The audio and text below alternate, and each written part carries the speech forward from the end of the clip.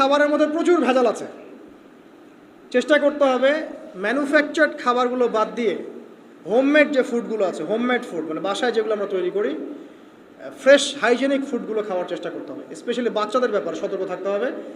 বাচ্চাদেরকে, তরুণদেরকে এমন কোনো খাবার খাওয়া যাবে না যে খাবারটা খেলে আপনি অসুস্থ হয়ে যান, আপনার স্ট্যামিনা কমে যায়, আপনি ফিজিক্যালি দুর্বল হয়ে পড়েন। এটা খুব খেয়াল রাখবেন। খাবার এই যে আপনারা যে গ্রামাঞ্চলে থাকেন, আপনারা সৌভাগ্যবান একদিক থেকে যে আপনারা ফ্রেশ খাবার উৎপন্ন করে খেতে পারেন। শেষ জামানায় খাবারের মধ্যে খুব ভেজাল আসবে, এটা বিভিন্ন হাদিস দিয়ে মেলানো যায়, আমি ওদিকে যাচ্ছি না, কিন্তু কনক্লুশন বললাম শেষ জামানায় খাবারে প্রচুর ভেজাল আসবে।